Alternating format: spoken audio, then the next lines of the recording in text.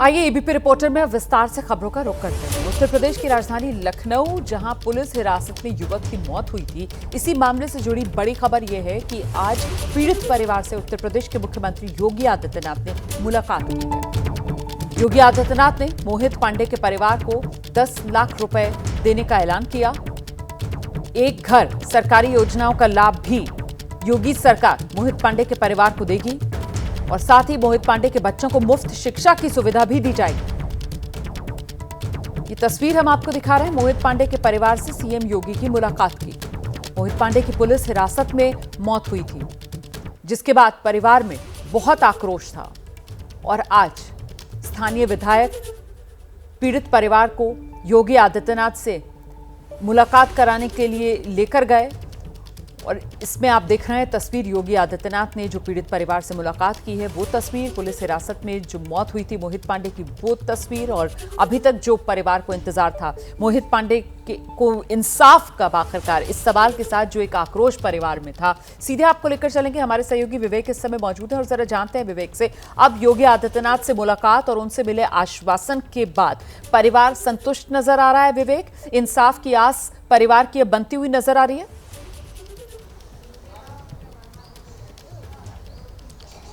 जी बिल्कुल, जो फैमिली है वो कहीं ना कहीं संतुष्ट दिखाई दे रही है। सीधे फैमिली के पास ही चलेंगे, उनसे बात करेंगे। उनके भाई शोभाराम जी हमारे साथ हैं और जब उस दिन पुलिस ने गिरफ्तार किया था तो रात भर ये भी अपने भाई के साथ थे और जो वीडियो हमने देखा जब इनके भाई को तकलीफ हुई तो उसकी पीठ पर कहीं ना कहीं सलाहने का काम इन्होंने किया था। शोभाराम जी, सीएम से मुलाकात हो गई है, आश्वासन दिया है, कड़ी कार्रवाई की बात की है, 10 लाख रुपये देने की बात कही है, संतुष्ट हैं? अब क्या सर, मेरा भाई तो चला ही गया है, लेकिन जो इसके गुनहगार हैं उनको उनके प्रति जल्द से जल्द कार्रवाई होनी चाहिए। सीएम ने आश्वासन दिया है कि जो भी आरोपी उनके खिलाफ कड़ी कार्रवाई होगी, तुरंत होनी चाहिए। तुरंत कार्रवाई उनके प्रति होनी चाहिए। आप लोग 50 लाख रुपए की मांग कर रहे थे, सीएम ने 10 लाख रुपए देने की बात कही, क्या लगता है ये उससे नहीं, मतलब पैसे से नहीं, मतलब उतना नहीं है, लेकिन उनको करना चाहिए था, जो करना चाहिए और करना चाहिए था, कम किया है। तो जो परिवार के बच्चों के पढ़ाई लिखाई के लिए सीएम ने कहा है कि सरकार उसका खर्च उठाएगी, तो ठीक है, ये तो अच्छी बात है। सारी सरकारी योजनाओं का लाभ देने की बात कही है, जिसमें आवास देने की भी बात। कहने की बात कही होना भी चाहिए ना, कहने की बात कही होना भी चाहिए, जो बोला है वो होना भी चाहिए। और उसमें बड़ी चीज़ जो कार्रवाई की बात है, आप सबसे पहले कार्रवाई की मांग। हाँ, कार्रवाई की मांग कर रहा हूँ। देखिए, ये उनके भाई हैं शोभाराम जी, उनकी बहन से भी, मोहित की बहन से भी बात कराएंगे। मोहित की बहन यहाँ बैठी हुई। आज सीएम से मुलाकात आप लोगों ने की है, ये बताइए, जो ये कहा गया है कि 10 लाख रुपए दिए जाएंगे, आप लोग 50 लाख रुपए की मांग कर रहे थे, 10 लाख रुपए सीएम ने दिया, संतुष्ट? अब आ जाए दे हमारे आप 10 लाख रुपए सीएम ने देने की बात कही है, 50 लाख रुपए आप लोग की मांग। का होई भैया, शहर की पढ़ाई बड़ी महंगी है, पलत्ता कह दे योगी बाबा कि न्याय कह दे हम लोगन के संग, और में कुछ नहीं से वो लोग घूमत, उनका कोई नहीं पकड़ से अब तक। हमारी भाभी और 3 बच्चन का पूरा गुजारा कह दे योगी बाबा। और पढ़ाई लिखाई के लिए सरकार ने सब सरकार देखेगी पढ़ाई लिखाई, पता नहीं बाव तो मालूम पर है, अब आवती है ये 3-5 है, अब कुछ नहीं पता हमका। कठोर कार्रवाई की मांग आप कर रही हैं। सीएम ने भी आश्वस्त किया है कि जो भी दोषी उनके खिलाफ। योगी बाबा हत्या कह दे योगी बाबा, ते हाथ जोड़ी प्रार्थना है कि न्याय किया जाए, गरीब अमीर के लिए सबके लिए बराबर न्याय हो यार। मोहित सारे मोहित हमरे तिलाओ, अब हम कैसे रही, मोहित चले गए, हम कैसे रही, मोहित गाला हम तुम्हारा पार करब है भैया, पहले चले गए, बिल्कुल, तो ये पीड़ित परिवार है और सिवाय आंसुओं के परिवार के पास सब कुछ बाकी रहा नहीं है। इंसाफ मिले मोहित पांडे को, ये गुहार परिवार की तरफ से लगाई गई है। फिलहाल कुछ संतुष्टि परिवार को जरूर मिली है जिस तरीके से मदद के लिए योगी सरकार आगे आई है। आगे बढ़ेंगे, अब बात कर लेते हैं दिल्ली की। यहाँ दक्षिण पूर्वी दिल्ली के बाटला हाउस इलाके में गश्त पर निकले जामिया नगर थाने के SHO नरपाल सिंह पर एक पिता पुत्र ने हमला कर दिया। बताया जा रहा है गश्त के दौरान SHO ने तेज आवाज कर रही बुलेट को रोका था जो आसिफ नाम का युवक चला रहा था। SHO ने कानूनी कार्रवाई शुरू की तो आसिफ ने फोन करके अपने पिता को मौके पर बुला लिया, जिसके बाद कहासुनी बढ़ गई। आसिफ और उसके पिता ने SHO नरपाल सिंह पर हमला कर दिया। मौके पर मौजूद पुलिस ने दोनों आरोपियों को गिरफ्तार कर लिया। SHO नरपाल सिंह को अस्पताल में भर्ती कराया गया है।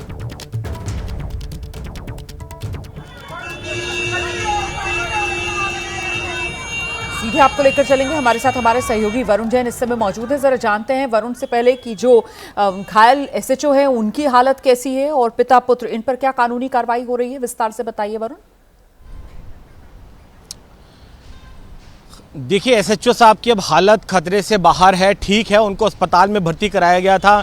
इनिशियली उनको मेडिकल ट्रीटमेंट दी गई है और जो बाप बेटे हैं उन दोनों को भी पुलिस ने गिरफ्तार कर लिया है। लेकिन यहाँ पर रुमाना ये बात देखनी होगी कि दिल्ली की जो कानूनी व्यवस्था है उसकी हालत बेहद ख़राब है। जो बदमाश है हवाई फायरिंग कर रहे हैं, एक्सटॉर्शन की कॉल्स कर रहे हैं, तो पुलिस पेट्रोलिंग पे निकल रही है तो लोग ही उनकी पिटाई कर दे रहे हैं। यानी कि कहीं ना कहीं बदमाशों के अंदर पुलिस का डर बिल्कुल भी नहीं है। यही वजह इस तरह की जो घटनाएं हैं, लगातार जो वारदातें हैं वो राजधानी दिल्ली से थमने का नाम नहीं ले रही है। अब आपने इस जामिया नगर थाने इलाके की घटना का जिक्र किया। पेट्रोलिंग पर निकले थे SHO साहब, पूरा जो अमला था वो उनके साथ था। एक बाइक सवार को रोका, बुलेट मोटरसाइकिल थी जो कि बहुत तेज तेज आवाज कर रही थी, उसमें धुम धुम की आवाजें निकल रही थी।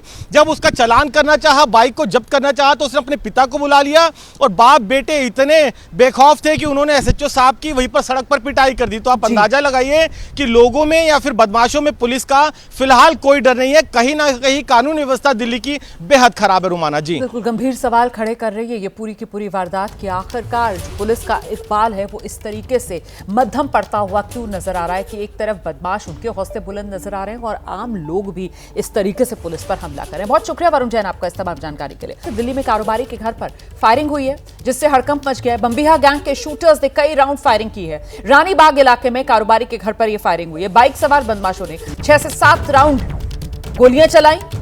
पुलिस को मौके से एक पर्ची बरामद हुई और पर्ची में बम्बिहा गैंग के बदमाशों के बाकायदा नाम लिखे हुए हैं। तो रानीबाग इलाके की यह वारदात है, शनिवार की यह वारदात बताई जा रही है जब कारोबारी के घर के बाहर कई राउंड फायरिंग की जाती है। बाइक सवार आते हैं और एक के बाद एक कई राउंड फायरिंग कारोबारी के घर पर करते हैं और साथ ही एक पर्ची वहां पर छोड़कर चले जाते हैं जिसमें बम्बिहा गैंग के जो बदमाश हैं उनके नाम लिखे हुए होते हैं। तो देखिए किस तरीके से जो गैंगस्टर्स हैं उनमें भी किसी तरीके का कोई डर है नहीं पुलिस का, जिसका जिक्र अभी कुछ देर पहले वरुण कर रहे थे। वरुण हमारे साथ मौजूद हैं, एक बार फिर से जरा वरुण का रुख कर लेते हैं। वरुण, ये बम्बिहा गैंग पर जो शक की सुई घूम रही है वो जिस तरीके से पर्ची और उस पर बम्बिहा गैंग के मेंबर्स के नाम लिखे हुए हैं जिन्होंने रानीबाग इलाका व्यापारी के घर पर कई राउंड फायरिंग की है, इस मामले में अभी तक पुलिस ने क्या एक्शन लिया है या पुलिस के हाथ खाली हैं? देखिए, पुलिस के हाथ हमेशा की तरह खाली है। जैसा कि मैंने पहले भी जिक्र किया था, दिल्ली की कानून व्यवस्था बेहद खराब है। ये कोई पहली वारदात नहीं है रुमाना।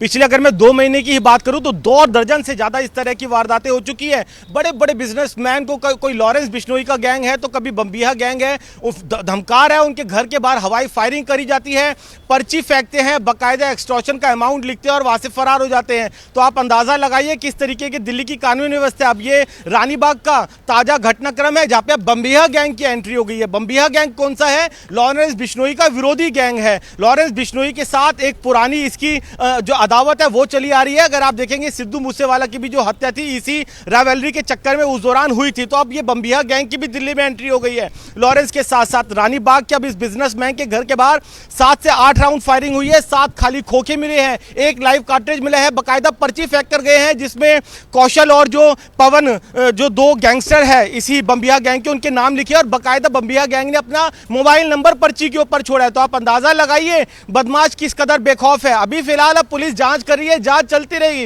लेकिन सवाल यह है कि इतने हौसले कैसे बदमाशों की बुलंद है। 1-2 नहीं, मतलब लगातार 2 महीने के अंदर 2 दर्जन वारदातें हो जाना कहीं ना कहीं अब पुलिस और लॉ एंड ऑर्डर पर सवाल खड़े करता है। जी। बहुत जी, शुक्रिया आपका इस तमाम जानकारी के लिए। हम छोटे से ब्रेक के लिए यहाँ पर रुक रहे हैं, लेकिन उससे पहले एक और बड़ी खबर आपको बता देते हैं। बात दो राज्यों में छिड़े रोडवेज बसों के चालान वाले संग्राम की है। ऐसा लग रहा है जैसे राजस्थान और हरियाणा में रोडवेज बसों के चालान की प्रतियोगिता चल रही है। पूरा मामला क्या है ये आपको समझाएंगे आगे, लेकिन उससे पहले आपको एक वायरल वीडियो में दिखाने जा रही हूं जिसमें हरियाणा की महिला कांस्टेबल राजस्थान की रोडवेज बस में है और सफर कर रही है, और कंडक्टर जब उससे टिकट लेने को कहता है तो फिर मैडम वर्दी का रौब दिखाकर टिकट लेने से साफ इनकार कर देती है। कहती है मैं पुलिस वाली हूं। पूरा वीडियो देखिए जरा पहले। भाई साहब डिपार्टमेंट वाले नहीं करते, नीयत खराब होती है। कोई बात नहीं, नियत लाओ जल्दी दो भाई, जब तेरे अफसर आएगा मैं बात कर। उतर लो, या तो उतर लो या यात्रा करनी है तो किराया दो। नहीं उतरना, हैं? नहीं उतरना भाई यात्रा करनी है तो किराया देना पड़ेगा, किराया देना पड़ेगा। जबरदस्ती नहीं दिया जाता है, नहीं दूंगी ऐसे। ना ना कोई जबरदस्ती नहीं है, कोई जबरदस्ती नहीं और है लेडीज जा रही है, नहीं ना, कोई ना, जबरदस्ती नहीं लेकर है। जाऊंगी। यात्रा करनी है किराया देना पड़ेगा। खड़ी रख यहीं पे, जहाँ ले चल नहीं वहाँ ले चल। ना यात्रा करनी है तो किराया देना पड़ेगा, वरना नीचे उतरना पड़ेगा। किराया नहीं मिलेगा, या तो नीचे उतरो या किराया दो। उतरूंगी नीचे। अरे कुछ 10 तो ये जो महिला पुलिसकर्मी है इसका वायरल वीडियो शुक्रवार 25 अक्टूबर का बताया जा रहा है, और इसके बाद शनिवार को हरियाणा से गुजरने वाली राजस्थान रोडवेज की कुछ बसों के चालान काटे गए। बताया जा रहा है हरियाणा पुलिस ने जयपुर समेत अलग अलग डिपो की करीब 50 बसों के चालान काट दिए। लेकिन बात यहीं पर खत्म नहीं हो रही है। मामले ने और भी ज्यादा तूल तब पकड़ा जब राजस्थान ने भी हरियाणा की बसों के चालान काटने शुरू कर दिए। राजस्थान पुलिस ने हरियाणा रोडवेज की 26 बसों के चालान काट दिए। तो हरियाणा और राजस्थान और ये चालान पर घमासान। देखिए किस तरीके से जो रोडवेज बसें हैं, एक राज्य में दूसरे राज्य की रोडवेज बसों के चालान काटे जा रहे हैं। बिल्कुल बता दिया ना, मैंने बता तो दिया, मैंने आपको जितना। सीधे आपको लेकर चलेंगे हमारे साथ हमारे सहयोगी मनीष शर्मा जयपुर से इस समय मौजूद हैं। चंडीगढ़ से सचिन हमारे साथ मौजूद है। पहले मनीष का रुख करते हैं और जरा जानते हैं मनीष से ये आर पार की स्थिति राजस्थान और हरियाणा में क्यों बनती हुई नजर आ रही है। मनीष। जी रोमाना, 50 रुपए का किराया और उसको लेकर के महिला कांस्टेबल ने इसको अपनी प्रतिष्ठा का सवाल बना लिया। राजस्थान रोडवेज का जो बस कंडक्टर था वो बार बार महिला से गुहार करता रहा कि आपको पैसे देने पड़ेंगे, क्योंकि राजस्थान रोडवेज ने 47 कैटेगरी तय कर रखी है जिनमें लोगों का किराया माफ होता है। कंडक्टर की गुहार के बावजूद वो महिला कांस्टेबल अड़ी रही। यहाँ तक कि शर्मनाक स्थिति तब बनी जब एक अन्य महिला सहयात्री ने 50 रुपये रोडवेज के बस कंडक्टर को दिए और बोला भैया बस चलाइए, हम लोग काफ़ी लेट हो रहे हैं। उसके बाद हरियाणा रोडवेज ने बजाय शर्मनाक घटना पर माफ़ी मांगने के अपनी ओर से चालान काटने शुरू कर दिए। तकरीबन 42 चालान हरियाणा रोडवेज की बसों ने काटे, तो शनिवार को राजस्थान पुलिस ने भी तकरीबन 82 बसों और ड्राइवरों के चालान काट दिए। चालान की ये घटनाएं लगातार बढ़ती गई और जब दोनों राज्यों के अधिकारियों को पता चला तो बातचीत शुरू हुई। लेकिन अभी तक भी दोनों के बीच में कोई शांति या जिसको कहा जाए चालान विराम जैसी कोई बात नहीं हुई है। जो बसें राजस्थान से खासतौर पर जयपुर, अलवर, भरतपुर से होती हुई निकलती हैं उन बसों के चालान काटे जा रहे हैं। और अभी कुछ देर पहले जब हमारी रोडवेज के एमडी पुरुषोत्तम शर्मा से बात हुई तो उन्होंने साफ तौर पर कहा कि पहले एक्सप्लेनर हरियाणा सरकार को देना होगा, उसके बाद ही आगे की बात बढ़ेगी। रहिए मेरे साथ, मैं लौटूंगी आपके पास। देखिए जो चालान विवाद है इस पर हरियाणा के मंत्री अनिल विज, उनका बयान सामने आया है। कह रहे हैं विवाद को हल किया गया है। ये अनिल विज कह रहे हैं अधिकारियों से बात करके विवाद खत्म कर लिया गया। अनिल विज की तरफ से बड़ा दावा किया जा रहा है कि विवाद का हल निकाल लिया गया है, अधिकारियों से बात कर ली गई है और विवाद खत्म, विवाद का हल। ये एक मसला बन गया था हरियाणा रोडवेज और राजस्थान रोडवेज के बीच में, और वो सेटल कर लिया गया। अधिकारियों से बात करके वो मामला खत्म हो गया। सीधे रुक करते हैं, हमारे सहयोगी सचिन इस वक्त हमारे साथ मौजूद हैं और जरा जानते हैं सचिन, ये तो बढ़िया खबर दे रहे हैं। अनिल विज साहब कह रहे हैं कि मामले को हल कर लिया गया है, मतलब अब ये इधर हरियाणा में राजस्थान रोडवेज की जो बसें उनका चालान और वहां हरियाणा के, माफ कीजिएगा, राजस्थान के अंदर हरियाणा की जो रोडवेज बसें उनका चालान, अब ये चालान वाला सिलसिला खत्म होगा। जी अभिषेक, अनिल विज कह रहे हैं कि ये चालान वाला सिलसिला ख़त्म हो जाएगा। तो सवाल यही है जो मनीष कर रहे थे कि ये आखिरकार ऐसी स्थिति बनी क्यों है।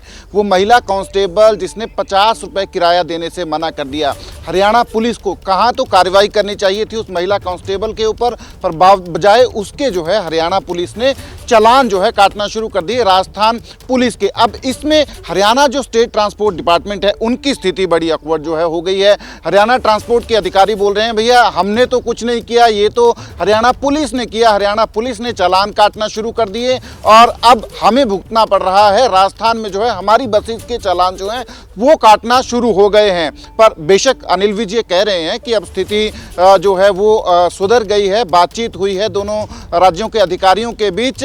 पर सबसे पहले प्रश्न यही है कि वो महिला कांस्टेबल जिसने ये सारी जिद पकड़ी कि वो 50 रुपये किराया नहीं देगी, उसके ऊपर कार्रवाई करने के बजाय हरियाणा पुलिस ने जो है इसको अपनी जो है प्रतिष्ठा का सवाल बना लिया। और हुआ क्या, मतलब करे राज्य की पुलिस और भरे राज्य का रोडवेज, यही देखने के लिए मिल रहा था। बहुत शुक्रिया आप दोनों का हमारे साथ इस तमाम जानकारी के लिए। और खबर महाराष्ट्र से है, जहां नामांकन करने के लिए निकल गए हैं महाराष्ट्र के मुख्यमंत्री एकनाथ शिंदे।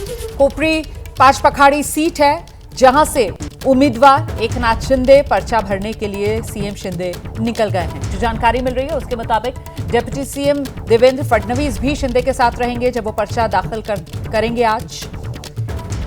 और कहीं ना कहीं एक शो ऑफ स्ट्रेंथ, एक शक्ति प्रदर्शन जो एकनाथ शिंदे की तरफ से थाने में दिखाया जाएगा जब वो पर्चा भरने के लिए निकलेंगे। कोपरी पाचपखाड़ी सीट है, यहां से जीतते आए हैं एकनाथ शिंदे और यहीं से एक बार फिर चुनाव मैदान में उतरने की तैयारी। थाने घर भी और गढ़ भी एकनाथ शिंदे का।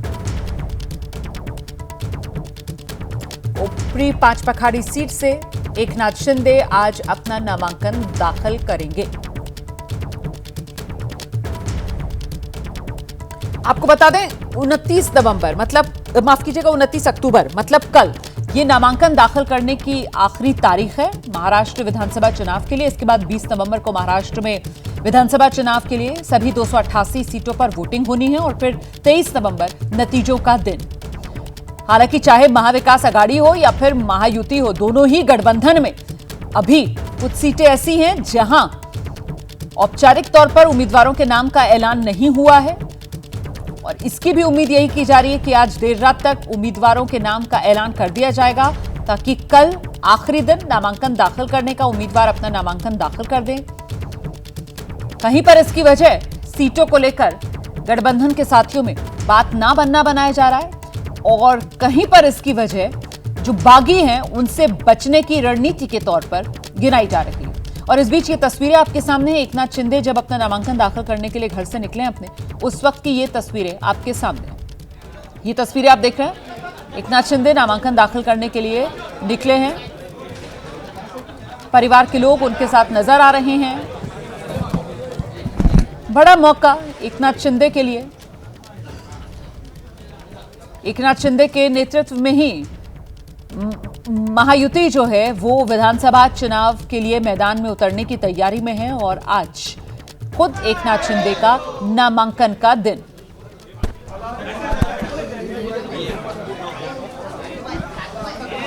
और आइए सीधे आपको लेकर चलेंगे, हमारे साथ हमारे सहयोगी वैभव इस वक्त मौजूद हैं। जरा जानते हैं वैभव से कि अभी तो नामांकन भरने के लिए जा रहे हैं लेकिन अभी एक विजेता की तरह उनको नामांकन भरने के लिए यहां से परिवार के लोग और दोस्त मित्र सब शुभकामनाएं देते हुए नजर आ रहे हैं। वैभव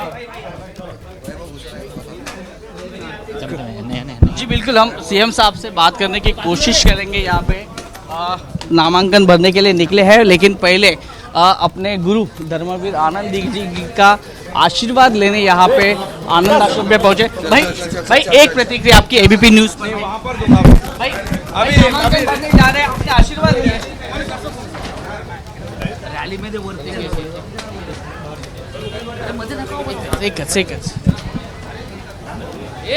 तो हम कोशिश कर रहे हैं कि महाराष्ट्र के मुख्यमंत्री एबीपी न्यूज से बात करें लेकिन थोड़े जल्द में है क्योंकि वहाँ पे कार्यकर्ता है, उनका इंतजार कर रहे हैं। ये आनंद आश्रम की तस्वीरें हैं। ये हम आपको बताना चाहेंगे कि धर्मवीर आनंद दिघे, जिनके एकनाथ शिंदे जी के गुरु हैं, उनके शक्ति स्थल पर वो यहाँ पे आए हैं और कुछ ही समय पे यहाँ पे बड़ी रैली होगी, शक्ति प्रदर्शन होगा। महाराष्ट्र के मुख्यमंत्री का गढ़ माना जाता है ठाणे जिला, जहाँ पे पहली बार यहाँ से जो 2021-22 में जो हुआ बगावत हुई, उसके बाद जिस तरह से चुनाव होने जा रहे हैं, इसमें एक अग्नि परीक्षा रहेगी। महाराष्ट्र के मुख्य सीएम साहब, एक प्रतिक्रिया आप नामांकन रैली में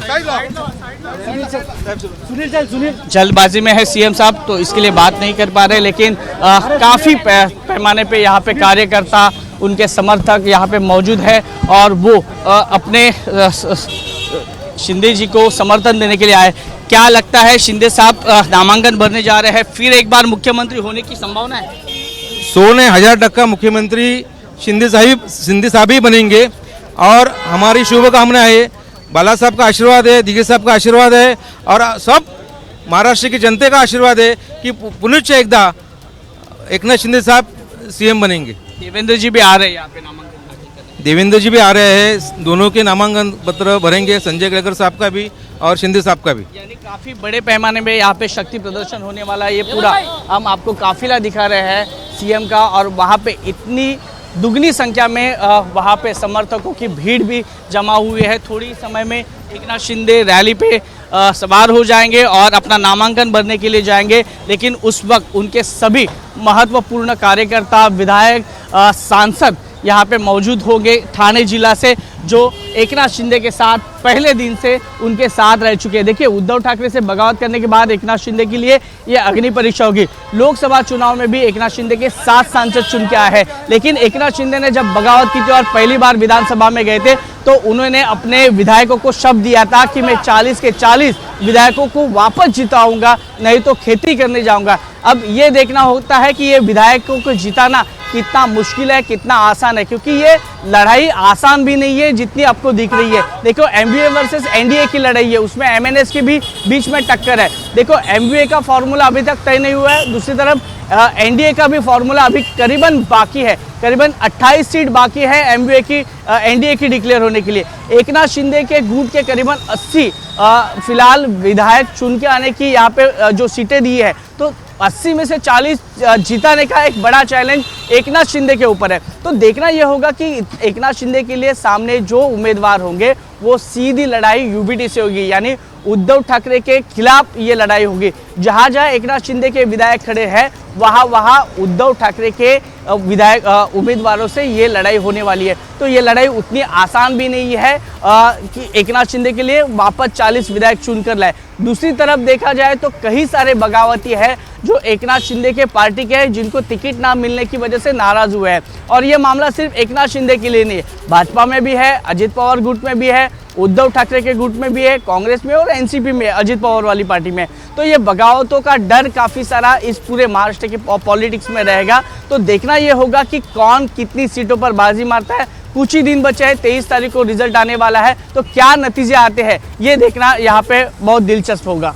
बहुत शुक्रिया आपका वैभव परब। इस तमाम जानकारी के लिए तो निकल गए नामांकन दाखिल करने के लिए गुरु आनंद दिघे के शक्ति स्थल पर जाकर उनको नमन करके एकनाथ शिंदे। आगे बढ़ रहे हैं, अगली खबर लखनऊ से है, जहां सियासी पोस्टर लग गए और ये सियासी पोस्टर जो है वो सुर्खियां बटोर रहे हैं। दरअसल ये पोस्टर निषाद पार्टी के एक नेता की तरफ से लगवाए गए हैं। ये देखिए, पोस्टर मैं आपको दिखाने जा रही हूँ, ये वो पोस्टर है जिसका मैं जिक्र कर रही हूँ और पोस्टर में बड़ा बड़ा लिखा है 27 का नारा, निषाद है सहारा। इस पोस्टर को निषाद पार्टी के नेता विजेंद्र कुमार त्रिपाठी ने लगवाया है। पोस्टर के जरिए निषाद पार्टी की ओर से निषाद वोट बैंक की ताकत दिखाने का ये एक प्रयास है जो किया गया। अच्छा, ये पोस्टर कहाँ कहाँ लगे अब जरा ये समझिए आप। इसी तरीके की बड़ी बड़ी होर्डिंग्स जो हैं वो बीजेपी के कार्यालय के सामने लगाई गई हैं, समाजवादी पार्टी के कार्यालय के सामने लगाई गई हैं। इसके अलावा मुख्यमंत्री आवास से लेकर राजभवन समेत कई अन्य स्थान पर इस तरीके के बड़े पोस्टर्स, होर्डिंग्स लगवाए गए हैं। और इससे पहले आपको ध्यान होगा, निषाद पार्टी की तरफ से एक और पोस्टर लगवाया गया था जिसमें 27 का खेवनहार निषाद पार्टी को बताया गया था। तो ये दो तस्वीरें आपके सामने 2027 के लिए निषाद पार्टी और संजय निषाद की अहमियत कैसे पोस्टर्स के जरिए उनकी पार्टी बार बार बता रही है, उसी की गवाही ये पोस्टर्स दे रहे हैं। 2027 का खेवनहार पहले बताया गया, बड़े बड़े पोस्टर्स लगाकर निषाद पार्टी जिंदाबाद, और अब 27 का नारा निषाद है सहारा, ये बताने की कोशिश इन पोस्टर्स के जरिए सहयोगी बीजेपी से लेकर उत्तर प्रदेश की राजनीति में जितने अहम राजनीतिक दल हैं उन सबको देने की कोशिश इन पोस्टर्स के जरिए। आगे बढ़ रहे हैं, अगली बड़ी खबर। बिहार पूर्णिया से सांसद हैं पप्पू यादव, और पप्पू यादव को मिली है धमकी। सांसद पप्पू यादव को जान से मारने की धमकी दी गई है। झारखंड के कुख्यात अमन साहू गैंग ने पप्पू यादव को दी है जान से मारने की धमकी। आपको बता दें, पप्पू यादव ने लॉरेंस बिश्नोई को सबक सिखाने की बात कही थी। अमन साहू गैंग के गुर्गे ने अब सोशल मीडिया पर आकर पप्पू यादव को धमकाया है। फोन पर भी बताया जा रहा है सांसद पप्पू यादव को धमकी दी गई। तो सोशल मीडिया से लेकर फोन तक पर पप्पू यादव को धमकी, जान से मारने की पप्पू यादव को धमकी दी जा रही है। दरअसल बाबा सिद्दीकी की हत्या के बाद पप्पू यादव ने लॉरेंस बिश्नोई को सबक सिखाने की बात कही थी। सोशल मीडिया पर पोस्ट किया था, लिखा था कानून अनुमति दे तो 24 घंटे में लॉरेंस बिश्नोई जैसे 2 टके के अपराधी के पूरे नेटवर्क को खत्म कर दूंगा।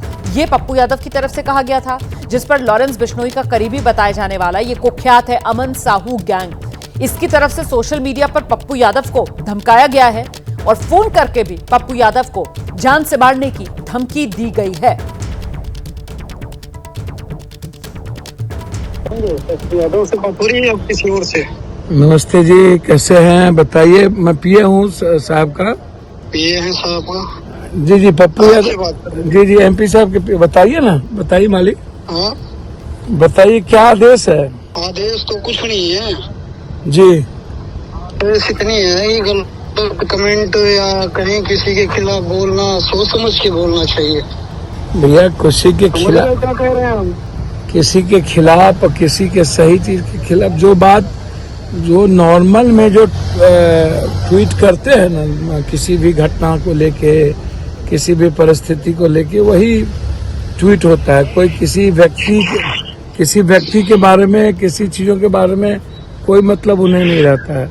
वो ट्वीट जब कोई घटना घटती है तो एज ए पॉलिटिकल ट्वीट होता है, तो पॉलिटिकल ट्वीट वो अपना करते हैं। नहीं कोई दुश्मनी लीजिए, ऊपर वाला देखिए एक बात जानिए। पप्पू कर्मकांड दोनों करते हैं जी, कर्मकांड दोनों करते हैं भैया। कर्म करेंगे बाद में भाई साहब की वो डायलॉग तो सुना होगा भैया। एक बात करने में भी आसानी होगी भैया, एक बात समझिए, मैं आपको बता दूं, बहुत क्लियर हूं मैं इस मामले में कि पप्पू यादव जी देश के 7 बार इंडिपेंडेंट एमपी रहे हैं और उससे मतलब मेरी हम पॉलिटिक्स से जुड़े हैं ना, हम जाने मेरी हमारे रास्ते में आएगा। मेरी बात उसके साथ जो आज हो रहा है वही होता जाएगा। आपके रास्ते में ना कोई जा रहा है, ना जाता है, ना जाएगा। वो पॉलिटिकल चीजें हैं, पॉलिटिकल चीजें होती रही है, बात करते हैं। पॉलिटिकल नाले किसी के खिलाफ बोलना, किसी को शब्द बोलना पॉलिटिकल नहीं है। बाकी हम देख लेंगे, एक बार फोन करने का मकसद यही था, सुधर जाओ, नहीं आगे तो देख ही लेंगे हम। नहीं निश्चित रूप से आप बेफिक्र रहे, आप बेफिक्र। हम फोन नहीं करेंगे ना, हमें डिस्टर्ब करना। Okay okay. अरे वैसे कर्मकांड दोनों करते हैं, करेंगे बाद में भाई साहब की वो डायलॉग तो सुना होगा भैया। एक बात करने में भी आसानी होगी भैया, एक बात समझिए, मैं आपको बता दूं, बहुत क्लियर हूं मैं इस मामले में कि पप्पू यादव जी देश के 7 बार इंडिपेंडेंट एमपी रहे हैं और उससे मतलब मेरी हम पॉलिटिक्स से जुड़े हैं ना, हम जाने मेरी हमारे रास्ते में आएगा। मेरी बात उसके साथ जो आज हो रहा है वही होता जाएगा। आपके रास्ते में ना कोई जा रहा है, ना जाता है, ना जाएगा। वो पॉलिटिकल चीजें हैं, पॉलिटिकल चीजें होती रही है। पॉलिटिकल नाले किसी के खिलाफ बोलना, किसी को शब्द बोलना पॉलिटिकल नहीं है। बाकी हम देख लेंगे, एक बार फोन करने का मकसद यही था, सुधर जाओ। और आइए सीधे आपको लेकर चलेंगे, हमारे सहयोगी आर्यन आनंद इस वक्त मौजूद है। आर्यन, ये खुलेआम धमकी सांसद पप्पू यादव को जो दी जा रही है, इसकी शिकायत पुलिस में करवाई गई है? अभी तक क्या एक्शन लिया गया है अमन साहू गैंग के खिलाफ? देखिए, पप्पू यादव फिलहाल ट्रैवलिंग पे हैं, वो झारखंड जा रहे हैं चुनाव प्रचार करने, और सबसे पहले पप्पू यादव को सोशल मीडिया के माध्यम से ये जो धमकी है वो दी गई थी, जिसमें उन्हें कहा गया कि ज़्यादा आप 3-5 मत कीजिए वरना आप रेस्ट इन पीस हो जाइएगा। इसके बाद ये पूरा मामला सुर्खियों में आया और उसके बाद पप्पू यादव को व्हाट्सएप कॉल के माध्यम से जो खुलेआम धमकी है वो दी गई। हमने पप्पू यादव से बातचीत करने की भी कोशिश की। उन्होंने कहा कि फ़िलहाल इस मुद्दे पर मुझे कुछ नहीं कहना है, मैं झारखंड चुनाव में व्यस्त हूँ और वहाँ चुनाव प्रचार करने जा रहा हूँ। पप्पू यादव ने जब बाबा सिद्दीकी की हत्या की गई थी उसके बाद एक जो ट्वीट किया था एक्स पे, उसके बाद ये पूरा प्रकरण शुरू हुआ। हालांकि पप्पू यादव से उस एक्स पोस्ट के बाद जब भी लॉरेंस बिश्नोई को लेकर सवाल पूछा गया तो पप्पू यादव ने बात करने से मना किया था। कुछ दिन पहले पप्पू यादव एक प्रेस वार्ता कर रहे थे और इस दौरान उन्होंने पहले ही कह दिया था कि लॉरेंस बिश्नोई से जुड़ा कोई भी सवाल नहीं पूछना है। और जब प्रेस वार्ता खत्म हो रही थी उस दौरान जब पत्रकार ने लॉरेंस बिश्नोई से जुड़ा सवाल पूछा तो पप्पू यादव भड़क गए थे। हालांकि पप्पू यादव समझते हैं कि जो मामला इस वक्त पूरे देश में लॉरेंस बिश्नोई को लेकर चल रहा है, जिस तरीके से बाबा सिद्दीकी की हत्या हुई उसके बाद लॉरेंस बिश्नोई के मामले पर बोलना पप्पू यादव को भारी पड़ सकता है, ये पप्पू यादव भी कहीं ना कहीं समझ रहे थे। और यही कारण है कि पप्पू यादव 2 दिन पहले जब महाराष्ट्र जाते हैं तो वहाँ से भी वो एक ट्वीट तो ज़रूर करते हैं, अपना दिखाते हैं कि हम डर नहीं रहे। और उन्होंने कहा था कि सलमान खान से भी मेरी बातचीत हुई है और हमने उनको कहा है कि आप निर्भीक रहें, मैं आपके साथ हूँ। लेकिन आज जब पप्पू यादव को फ़ोन कॉल करके धमकी दी गई है तो पप्पू यादव को साफ नसीहत दिया गया है कि आप अपनी राजनीति करें, बेकार के विषयों में न पड़े वरना आपको मुश्किल में पड़ना होगा। चलिए, बहुत शुक्रिया आर्यन आनंद इस तमाम जानकारी के लिए।